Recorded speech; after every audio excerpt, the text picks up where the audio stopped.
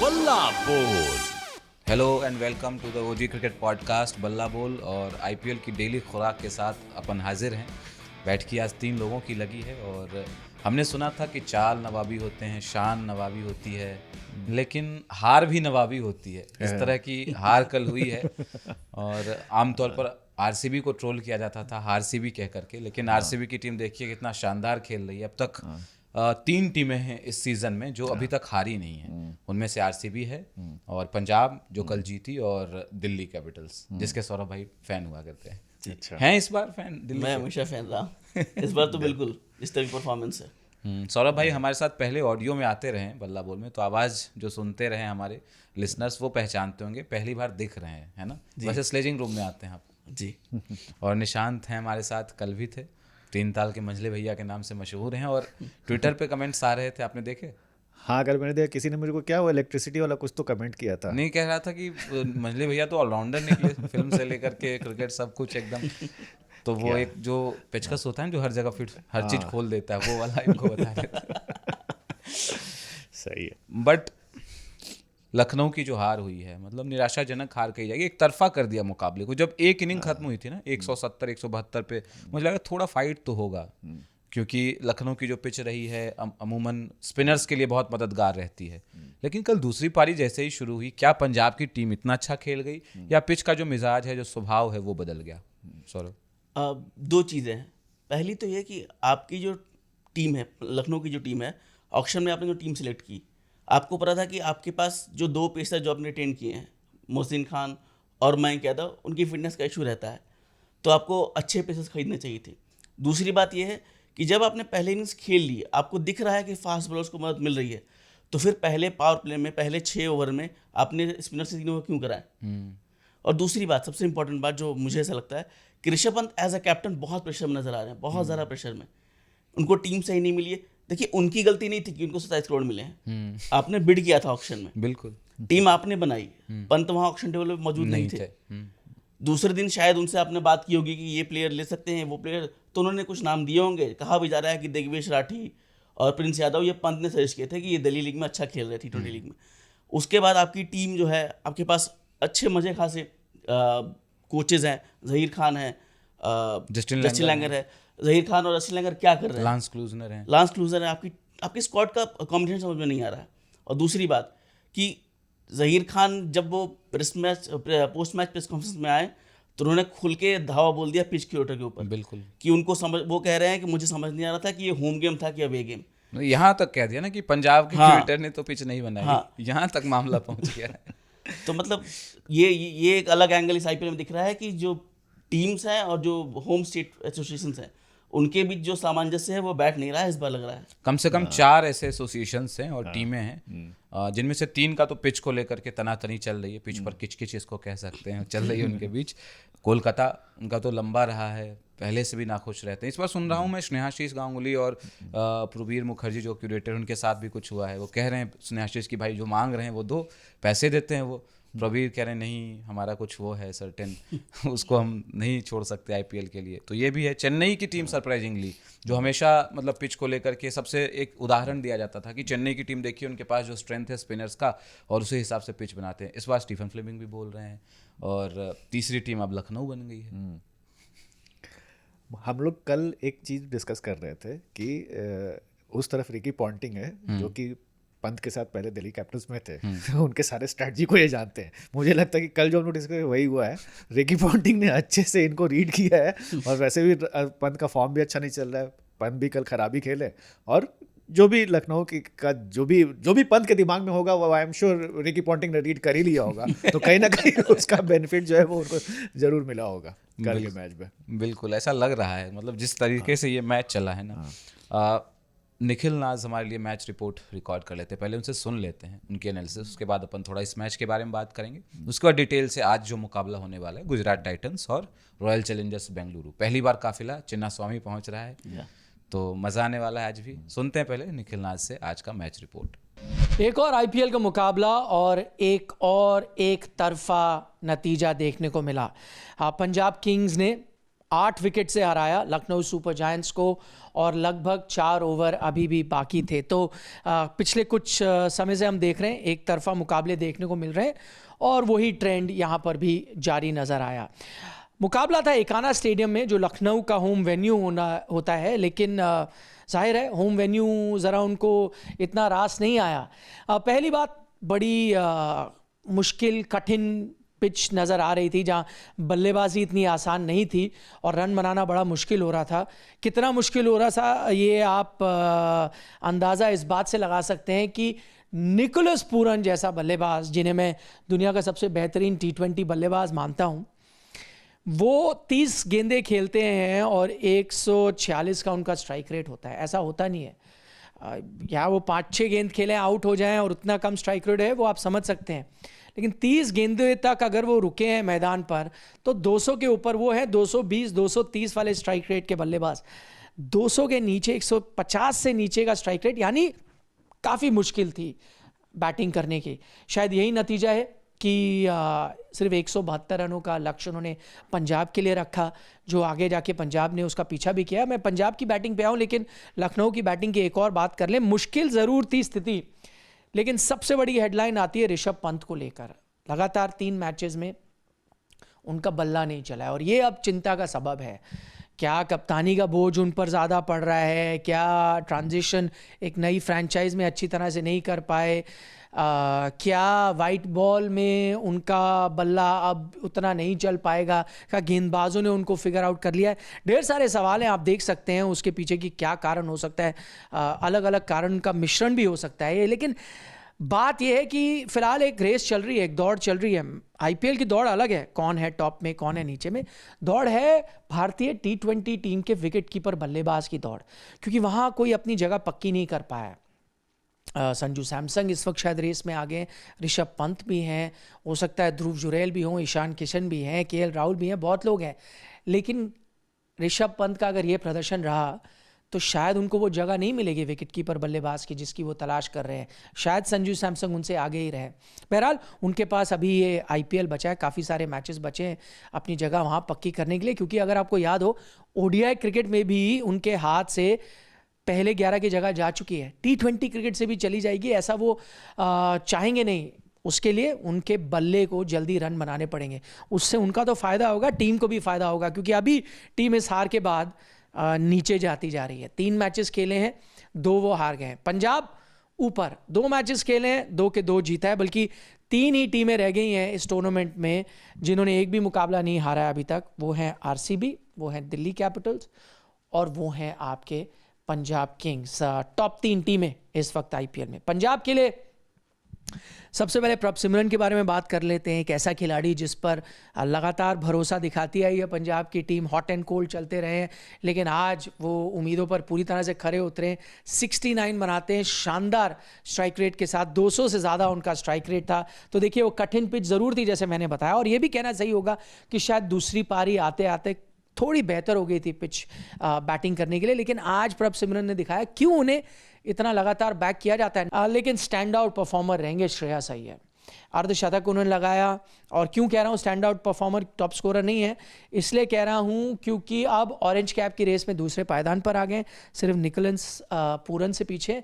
और दूसरा उनकी जो कप्तानी वो कर रहे हैं ना, कमाल की कप्तानी कर रहे हैं। चर्चा क्या हो रही है इस वक्त? चर्चा यही हो रही है कि वाइट बॉल की कप्तानी के लिए अगर आपको एक नया कप्तान चाहिए, बहुत जल्दी भारतीय टीम शायद ढूंढेगी, अभी नहीं 6 महीने, 1 साल, 2 साल में ODI का कप्तान ढूंढेगी लंबे समय के लिए, T20 का कप्तान ढूंढेगी शायद 1 साल बाद, एक लॉन्ग टर्म के लिए। श्रेयस अय्यर एक कैंडिडेट बनकर उभर रहे हैं, काफ़ी मजबूत कैंडिडेट बनकर उभर रहे हैं, क्योंकि यहाँ पर जो जोड़ी है ना श्रेयस अय्यर और रिकी पॉन्टिंग की, वो स्पॉट ऑन रही है टैक्टिकली, स्ट्रैटेजीज़ को लेकर, जो उनकी फील्ड प्लेसमेंट हो रही हैं, जो बॉलिंग चेंजेस हो रही हैं, जो वो काम रह रहे हैं अंडर प्रेशर, निर्णय सही ले पा रहे हैं बतौर कप्तान, सब जो है वो काबिल तारीफ़ है। उसके अलावा बल्लेबाज जो हैं श्रेयस अय्यर, जैसे मैंने कहा ऑरेंज कैप में तो आए गए हैं, जिस अंदाज में बैटिंग कर रहे हैं, जिस कॉन्फिडेंस के साथ आके बैटिंग करते हैं, स्थिति कोई भी हो, शॉट अपने खेलते हैं, लंबे हिटे लगा रहे हैं, उससे टीम का कॉन्फिडेंस भी ऊपर जाता है और एक स्टाइल और एक स्वैगर के साथ टीम खेलती है। वो कप्तानी कल्चर सेट करते हैं और वो श्रेयस अय्यर फिलहाल करने में कामयाब हो रहे हैं। तो पंजाब की टीम, 2 नॉर्थ इंडिया की टीम है, पंजाब की टीम ऊपर जाती नजर आ रही है। अफसोस लखनऊ सुपर जायंट की टीम है वो नीचे जा रही है। इसमें गेंदबाजी का भी काफ़ी बड़ा योगदान है। देखिए ठीक है, आप आवेश आ गए हैं फिट होके, शार्दुल को आपने लास्ट मोमेंट लिया, लेकिन फिर भी 19 ही नज़र आएगी वो गेंदबाजी। दूसरी तरफ आप गेंदबाजी देखें ना, अर्शदीप है आपके पास, मार्को यानसन है आपके पास, आज लॉकी फर्गुसन भी आ गए, विजय कुमार विशाख जो आउटस्टैंडिंग रहे थे पहले मैच में उनको भी आप बाहर बैठा रहे हैं, हरप्रीत बरार जो अमेजिंग एक स्पिनर है वो भी बाहर बैठ रहे हैं। तो पंजाब के पास सब कुछ है जी, बैटिंग तो ताबड़तोड़ लगी रही है। अभी तो मैक्सवेल फॉर्म में नहीं आए, स्टॉइनिस इतने फॉर्म में नहीं आए, शेडगे है उनके, बड़ा उनका नाम है, बिग हिटर है, वो अभी तक अपना जलवा नहीं दिखा पाए हैं। तो बैटिंग भी है, गेंदबाजी भी है, सब कुछ फिलहाल पंजाब के पास नज़र आ रहा है। टॉप 4 की टीम क्या title contender, I know early days है, शुरुआती दिन है, लेकिन टाइटल कंटेंडर के तौर पे नज़र आ रही है पंजाब की टीम। और लखनऊ के लिए बहुत मुश्किल होगा टॉप 4 में पहुंचना। निखिल भाई ने समअप कर ही दिया है मोटा मोटी की जो चीज़ें रही। एक चीज़ मुझे समझ में नहीं आई कि निहाल वडेरा जो मुंबई के लिए अच्छा खासा खेल रहे थे, मुंबई ने उनको रिलीज किया ठीक है, लेकिन ऑक्शन में ये बढ़िया कैच था पंजाब के लिए। पंजाब की टीम इतनी कॉम्पैक्ट नज़र आ रही है, जो गहराई उनकी पिच में पिच कह रहा हूँ उनकी बल्लेबाजी में और गेंदबाजी में भी ऑब्वियसली बहुत ज़बरदस्त टीम दिख रही है। मतलब निखिल भाई भी कह रहे थे कि कंटेंडर लग रही है पंजाब की टीम, इत्तेफाक रखते हैं आप? बिल्कुल बिल्कुल।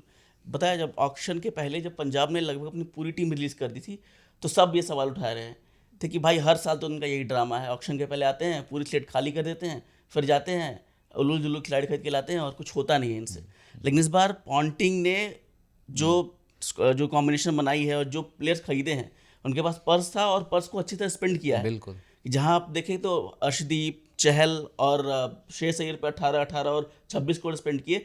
इनको निहाल वडेरा जैसे प्लेयर मिले हैं 4 करोड़ रुपए में, बिल्कुल मैक्सवेल लेके आए हैं। फिर सवाल ये भी उठ रहा था कि भाई ये तो ऑस्ट्रेलियन ओवरसीज 11 बना रखी है इन्होंने, लेकिन ऐसा नहीं कर रहे हैं पॉन्टिंग, प्लेयर्स को उनकी मेरिट के हिसाब से खिलाया जा रहा है। बिल्कुल।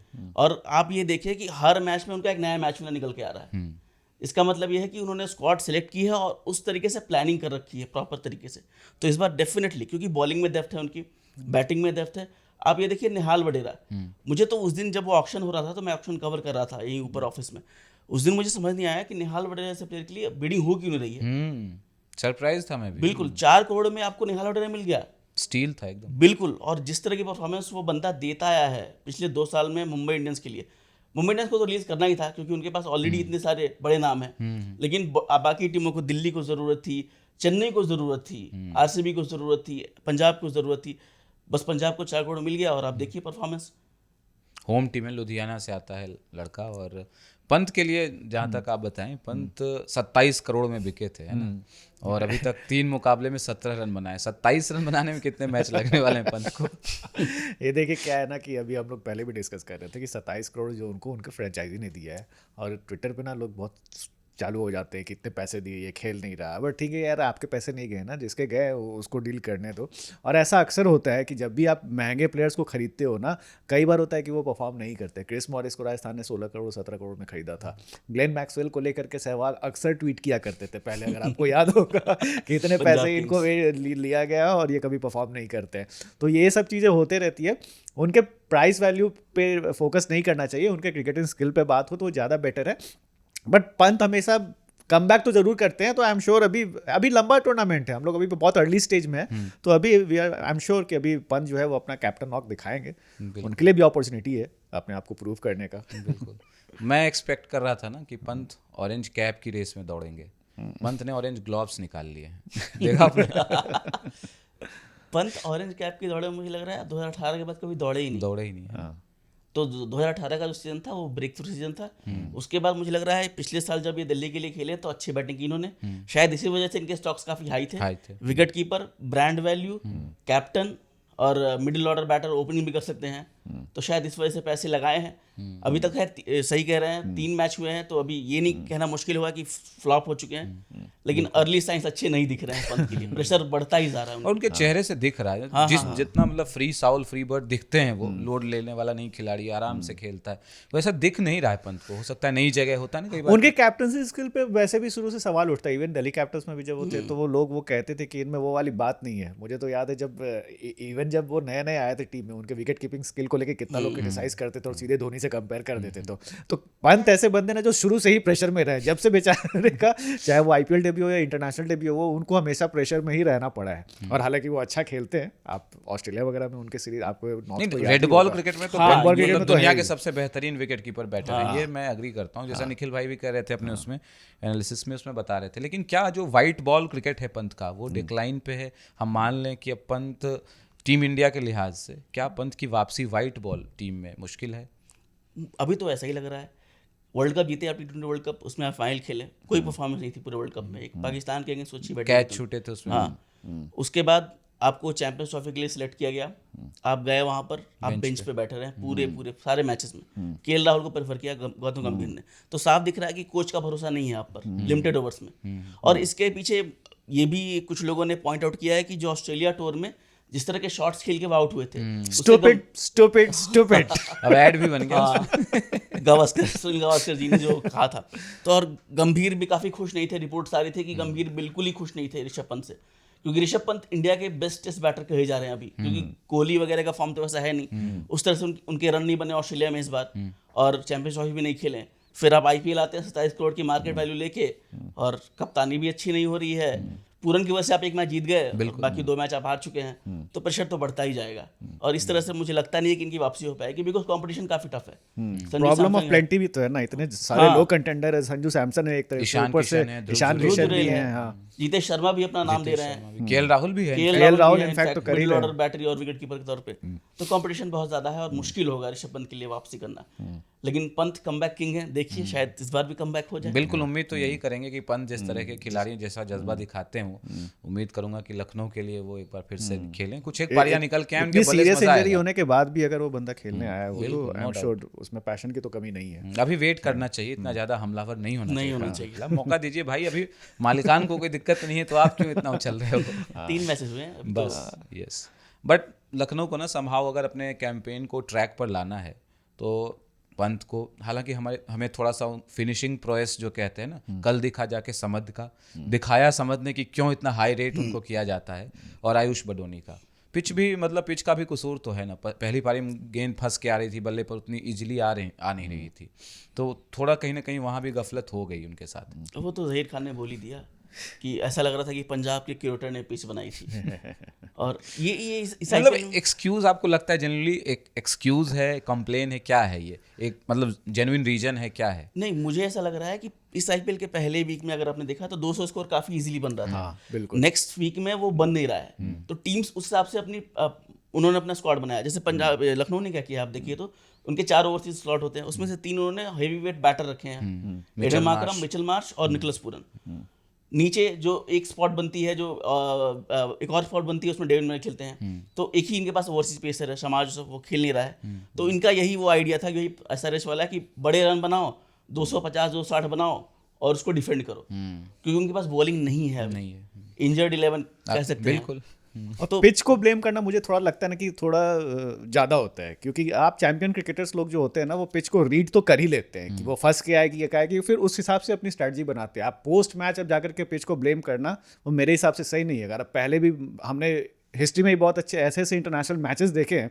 मुझे याद है 2005-06 में जब पाकिस्तान इंडिया आई थी, अहमदाबाद में एक मैच हो रहा था, इंडिया मामा लोग उस वक्त कैप्टन थे। इंडिया ने टॉस जीता और इंडिया ने पहली बैटिंग की, और उस वक्त ये कहा जाता है कि इस पिच पे तो 275 will be a very good total, और इंडिया ने 315 स्कोर किया, और फिर भी पाकिस्तान के मामू लोग ने चेस कर दिया वो टोटल। तो पिच को हमेशा ब्लेम करना वो नहीं होता। आप इतने एक्सपीरियंस क्रिकेटर हैं, डोमेस्टिक खेल करके आए हैं, अभी आईपीएल खेल रहे हैं, तो you can not blame pitch every time. ठीक है, और उसमें भी पहले अपनी बैटिंग कर ली, तो आपको पता है कि फास्ट बॉल को मदद मिल रही है, तो फिर आप इम्पैक्ट प्ले यूज करके ले आते हैं प्रिंस यादव को, वो तो थे आपके इम्पैक्ट प्ले लिस्ट में, लेकिन आपने पावर प्ले में 3 ओवर्स में से कराए और प्रभ सिन्हा ने कूट दिया उनको। बिल्कुल, फिर हो गया मामला। एकाना स्टेडियम पे सबसे तेज हाफ सेंचुरी प्रभ सिमरन का। हाँ, 34 बॉल में। और 18वां सीजन है ये आईपीएल का, ये सिर्फ चौथी दफा हुआ है तो पंजाब ने अपने शुरुआती 2 मैच लगातार जीते हैं।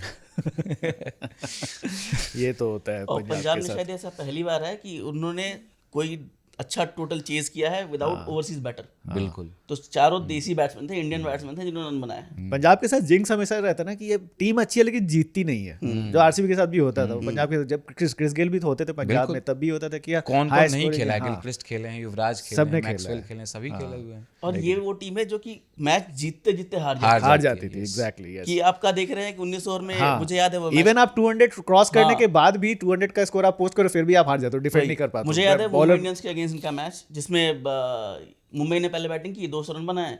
इधर केएल राहुल ने 75 स्कोर किया, क्रिस गेल लास्ट तक बैटिंग कर रहे थे, फिर भी सुपर ओवर में चला गया मैच। वो तो थैंकफुली आप जीत गए सुपर ओवर में, दूसरे सुपर ओवर में 2 सुपर ओवर हुए थे।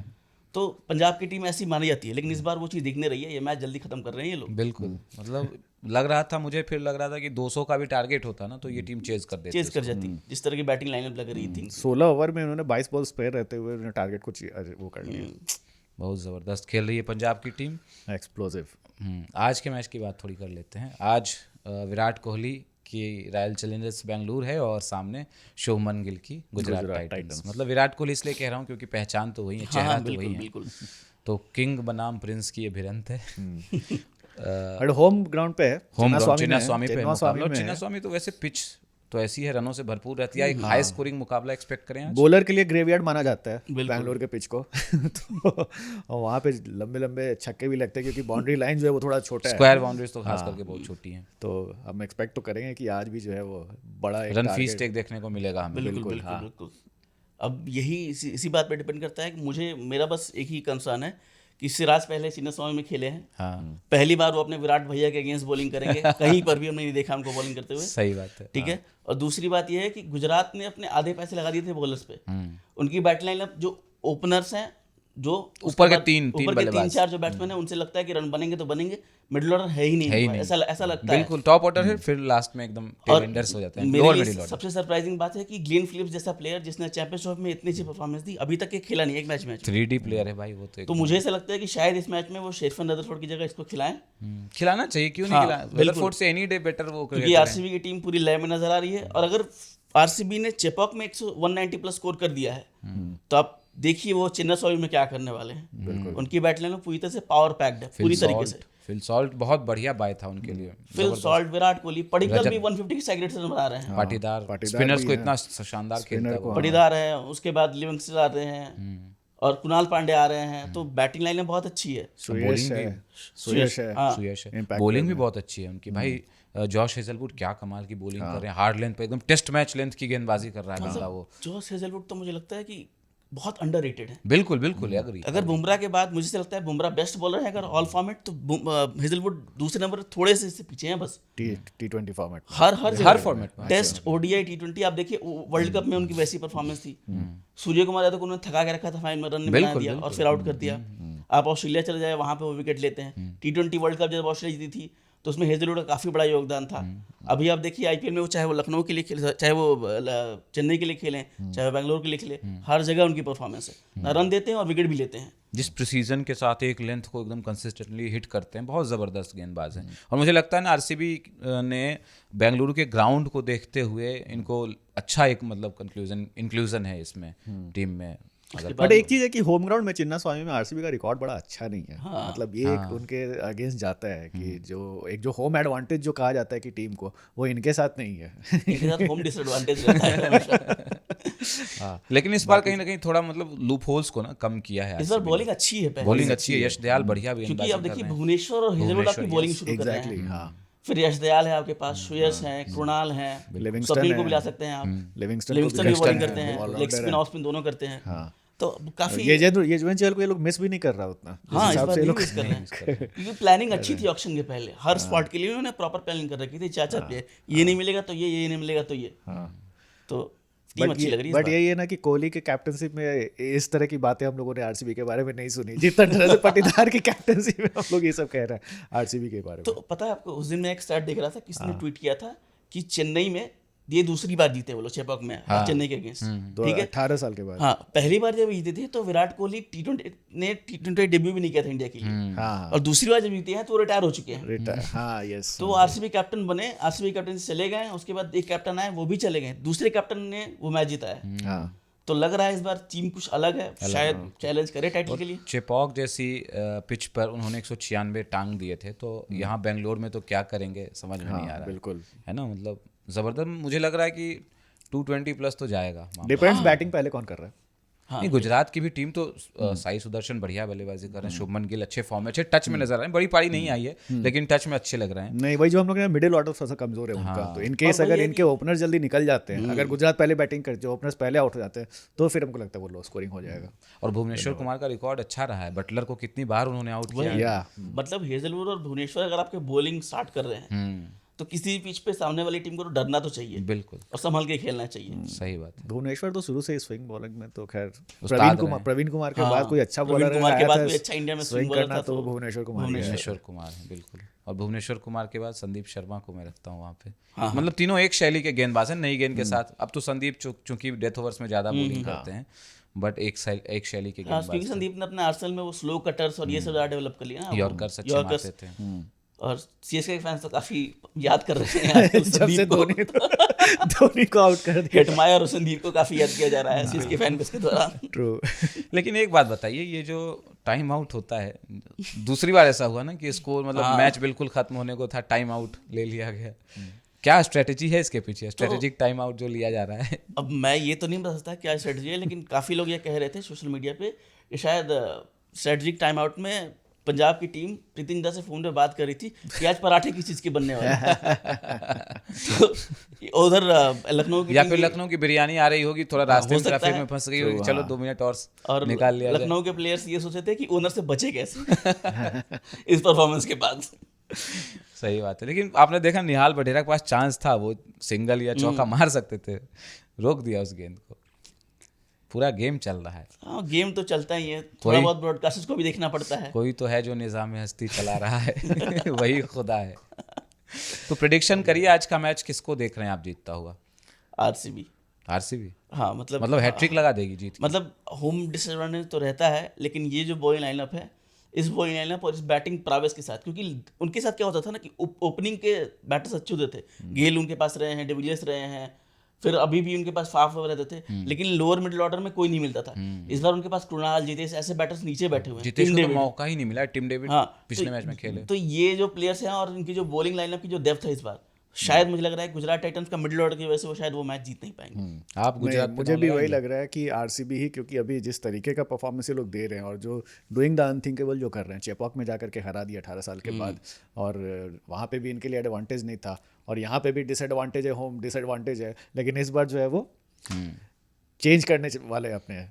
बट हमें ये नहीं भूलना चाहिए, वहाँ पे कहते हैं ना, घर का भेदी लंका ढाए। 2 भेदी हैं, सिराज और आशीष नेहरा। नेहरा भी पहले थे आरसीबी के साथ। आशीष नेहरा भी थे, हाँ, उनके साथ। आशीष नेहरा भी स्ट्रेटेजी बना के जाएंगे, होमवर्क करके जाते हैं वो भी। ये तो है, अच्छे बच्चे की तरह। लेकिन जिस तरीके का फॉर्म चल रहा है आरसीबी का, आरसीबी को थोड़ा एडवांटेज तो है ही। बिल्कुल। बस वही है कि अगर गुजरात टाइटंस के बॉलर्स ने जिस तरह की बॉलिंग पिछले मैच उन्होंने की थी, अगर वैसी बॉलिंग कर गए वो, तो शायद मैच गुजरात टाइटंस के फेवर में आए, क्योंकि उनके पास मिडिल ऑर्डर वैसे ही, हम वही बात कर रहे हैं, बहुत वीक है मिडिल ऑर्डर। बिल्कुल। और राहुल द्रविड़ को उतने मौके वो दे नहीं रहे हैं, शायद उनको बैटिंग करना थोड़ा मौका नहीं मिल रहा, थोड़ा ऊपर आना चाहिए उनको। मुझे लग रहा है रदरफोर्ड अच्छे प्लेयर हैं, अक्रॉस द ग्लोब वो खेलते हैं, लेकिन अभी जिस तरह की फॉर्म लगी हुई है ग्लेन फिलिप्स की, उनको मौका मिलना चाहिए। बिल्कुल बिल्कुल। तो शायद ये लोहा गर्म हो तभी हथौड़ा मारना चाहिए आपको, है ना। उम्मीद करते हैं कि हैट्रिक लगाएगी आरसीबी, और आरसीबी के जो फैंस हैं इतने टाइम से वो निराश रहते हैं, तो उत्साहित रहते हैं कि कब, रील्स में देख रहा हूँ बहुत सारे रील्स आने शुरू हो गए कि कब तो हाथ लगता नहीं है टाइप्स कंटेंट बन रहे हैं। लेकिन उम्मीद करता हूँ कि आरसीबी आज जीतेगी, होम ग्राउंड पे मुकाबला है, और उस अच्छे कॉन्टेस्ट को हम लोग देखें। बेसिकली वो है एक तरफा जो पिछले इस हफ्ते जो हो रहा है वो ऐसा नहीं देखने को मिलेगा। शुभमन गिल का भी अच्छा रिकॉर्ड रहा है, वहाँ पे शतक बनाया था, आपको याद होगा आरसीबी के। अभी तक इस टूर्नामेंट बहुत ज्यादा थ्रिलिंग इनकाउंटर हुए नहीं है ना, अभी तक जितने दिन हो गए। एक मुकाबला डीसीएलएसजी का जो मैच था वो हुआ था, उसके बाद मुझे लगता नहीं कोई और मैच ऐसा हुआ है। बिल्कुल। तो मज़ा आने वाला है आज के मुकाबले में। आप लोगों को मज़ा आया या नहीं आया वो हमें बताइए कमेंट बॉक्स में। वीडियो को लाइक करते रहिए और कोई सवाल हो तो वो भी आप हमें छोड़ जाइए कमेंट बॉक्स में। अन्यथा आप मेल भी कर सकते हैं radio@aajtak.com पर। बल्ला बोल आप देख रहे थे मेरे यानी कुमार केशव, सौरभ और निशांत शेखर के साथ। तो आपका इंतज़ार रहेगा, कल के एपिसोड में मुलाकात होगी। अपना बहुत ख्याल रखिए और सुनते रहिए, देखते रहिए आज तक रेडियो। नमस्कार।